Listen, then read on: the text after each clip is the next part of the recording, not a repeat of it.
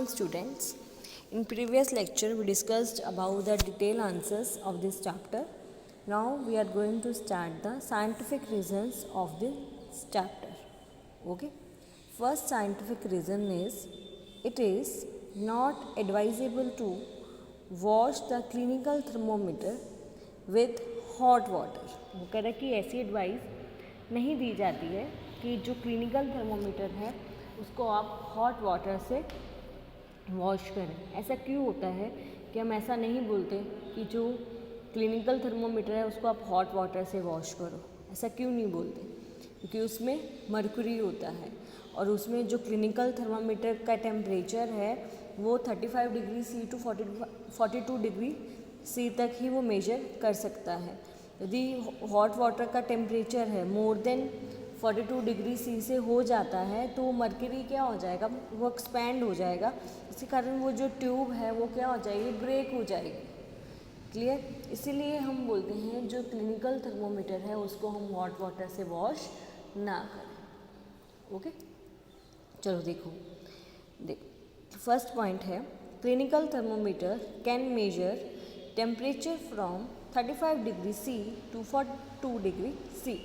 35 से लेकर 42 degree C तक क्या कर सकता है, वो टेम्परेचर मेजर कर सकता है एक थर्मोमीटर. ओके, जो क्लिनिकल थर्मोमीटर है वो 35 डिग्री सेल्सियस से लेकर 42 डिग्री सेल्सियस तक क्या कर सकता है, टेम्परेचर को मेजर कर सकता है. Okay, the thermometer of hot water is more than 42 degree C.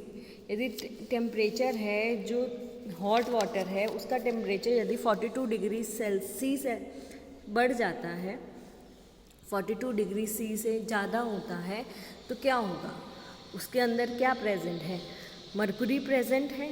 Okay, तो देखो क्या होगा. If we wash the thermometer with hot water then mercury expand in the capillary tube above 42 degree C.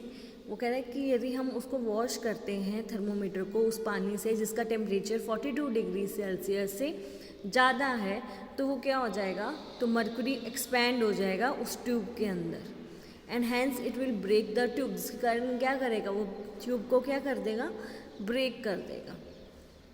Right? So clinical thermometer can not be washed with hot water. इसलिए हम बोलते हैं जो clinical thermometer है उसको hot water से wash नहीं करना चाहिए. Okay, so I repeated this question. Clinical thermometer can measure temperature from 35 degree Celsius to 42 degree Celsius. Right? The temperature of hot water is more than 42 degree Celsius. If we wash the thermometer with hot water, then mercury expand in the capillary tube above 42 degree C and hence it will break the tube. So, clinical thermometer cannot be washed with hot water. इसलिए उसको clinical thermometer को wash नहीं करना चाहिए, किसके साथ, hot water के साथ. राइट? तो यहाँ पे मेरा फर्स्ट क्वेश्चन साइंटिफिक रीज़न का फिनिश्ड हो गया है. Now we are going to start second question. Now second question is metal utensils are used for cooking. जो मेटल यूटेंसिल्स हैं उसको हम कुकिंग में क्यों यूज़ करते हैं, इसका आंसर बताना है. जो मेटल यूटेंसिल्स हैं आर यूज्ड फॉर कुकिंग, उसको ही हम यूज़ करते हैं.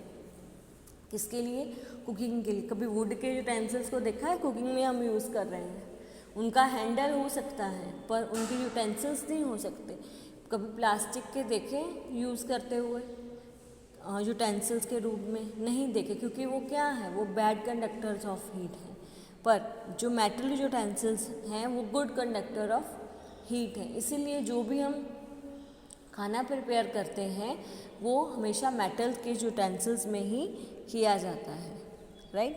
तो देखो metal is a good conductor of heat, so it absorb heat from the stove rapidly and becomes hot.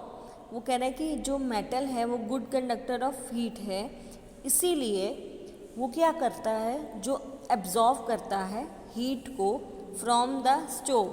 जो स्टोव या चूल्हा या सगड़ी जो भी आप यूज़ कर रहे हो वहाँ से वो हीट को एब्जॉर्ब कर लेता है बार बार एंड बिकम हॉट, और वो हॉट हो जाता है, गर्म हो जाता है.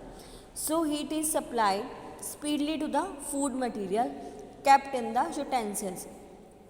इसलिए जो हीट है वो बहुत जल्दी सप्लाई हो जाती है कहाँ तक, फूड मटेरियल तक, जो कि यूटेंसिल्स में हमने रखा है, राइट। फिर वो क्या कह रहा है, so the food is prepared quickly, hence metal utensils are used for a food cooking. इसीलिए जो मेटल के यूटेंसिल्स हैं वो कुक करने के लिए यूज़ करे जाते हैं, right. So the food is prepared quickly, hence metal utensils are used for a food cooking. इसीलिए जो मेटल के यूटेंसिल्स हैं वो कुक के लिए यूज़ करे जाते हैं, क्योंकि मेटल्स क्या है, गुड कंडक्टर ऑफ हीट है, वो अपने में हीट को एब्जॉर्ब कर लेता है, राइट। ये नहीं है कि वो अपने हीट गुड, यदि बैड होता तो वो अपने में हीट को एब्जॉर्ब नहीं करने देता। जो वे गुड कंडक्टर है जिसका हीट को अपने में एब्जॉर्ब कर रहा है और उसके अंदर जो भी खाना होगा वहाँ तक हीट को सप्लाई कर देता है, ठीक है। तो हीट को वहाँ तक सप्लाई कर देता है जिसके कारण जो भी फूड है वहाँ पे उस यूटेंसिल्स में प्रिपेयर हो जाता है जल्दी से। इसीलिए जो कुक करने के लिए हम हमेशा कौन से यूटेंसिल्स का यूज़ करते हैं, मेटल के यूटेंसिल्स का ही यूज़ करते हैं, right. Metal is a good conductor of heat, so it absorbs heat from the stove rapidly and become hot. So heat is supplied speedily to the food material kept in the utensil. Okay, so the food is prepared quickly, hence metal utensils are used for food cooking. इसीलिए जो metal के utensils हैं cook करने के लिए use करे जाते हैं। ओके, यहाँ पे मेरा साइंटिफिक रीज़न फिनिश्ड हो गया है कि metal utensils are used for cooking. जो मेटल के यूटेंसिल्स यूज़ करे जाते कुकिंग के लिए, उसका रीज़न बताओ ऐसा क्यों होता है। Okay, now third question is ice is kept in sawdust. सबसे पहले तो सॉडस्ट आपको पता होना चाहिए कि सॉडस्ट क्या होता है। कभी आपने वो जो लक्कड़ होती है उसका जो चूरा होता है उसको हम बुरादा भी बोलते हैं, वो देखा होगा, ठीक है। उसको ही हम सॉडस्ट बोलते हैं, राइट। जो भी हमारे पास वुड होती है उसका जो चूरा है उसको जब क्रश कर देते हैं उसको हम बुरादा भी बोलते हैं। कभी फर्नीचर बनते हुए आपने देखा हो तो आपको पता होगा, तो उसको हम क्या बोलते हैं, सॉडस्ट बोला जाता है, राइट। वो कह रहे हैं sawdust is a bad conductor of heat. जो सॉडस्ट है वो क्या है, वुड भी क्या है, बैड कंडक्टर ऑफ हीट है ना, तो सॉडस्ट क्या होगा, बैड कंडक्टर ऑफ हीट होगा। तो आइस उसमें क्यों रखी जाती है, आइस उसमें ही सॉडस्ट में रखी जाती है, ऐसा क्यों। फिर when ice is kept in the sawdust heat of atmosphere can not pass to the ice. अब उसमें से हीट तो पास आउट नहीं हो सकती क्योंकि वो बैड कंडक्टर है, इसीलिए जो एटमॉस्फेयर की हीट है उसमें से पास नहीं होगी और वो आइस तक नहीं पहुंचेगी। Hence ice does not melt rapidly, जिसके कारण जो आइस होगी वो जल्दी से मेल्ट नहीं होगी। So ice is kept in a sawdust, इसीलिए जो आइस को सॉडस्ट में रखा जाता है। सॉडस्ट क्या है, बैड कंडक्टर ऑफ हीट है। जब आइस बैड उसमें सॉडस्ट में रखते हैं तो जो एटमॉस्फेयर का टेम्परेचर होगा वो उसमें से पास आउट नहीं हो पाएगा। पास आउट क्यों नहीं हो पाएगा, क्योंकि वो बैड कंडक्टर है हीट का। जब पास आउट नहीं होगा तो वो जल्दी से जो वो आइस होगी वो मेल्ट नहीं होगी, इसीलिए जो आइस को हम किस में रखते हैं, सॉडस्ट में रखा जाता है। ओके, फिर से रिपीट कर रही हूँ, sawdust is a bad conductor of heat. When ice is kept in sawdust heat of atmosphere can not pass to the ice, hence ice does not melt rapidly, so ice is kept in sawdust। इसीलिए जो ice को हम किस में रखते हैं, sawdust में रखा जाता है। यहाँ पे मेरे 3 साइंटिफिक रीजंस फिनिश्ड हो गए इस चैप्टर के। हम नेक्स्ट वीडियो में शुरू करेंगे। आज का जो भी है हमारा यहाँ पे फिनिश्ड हो गया है।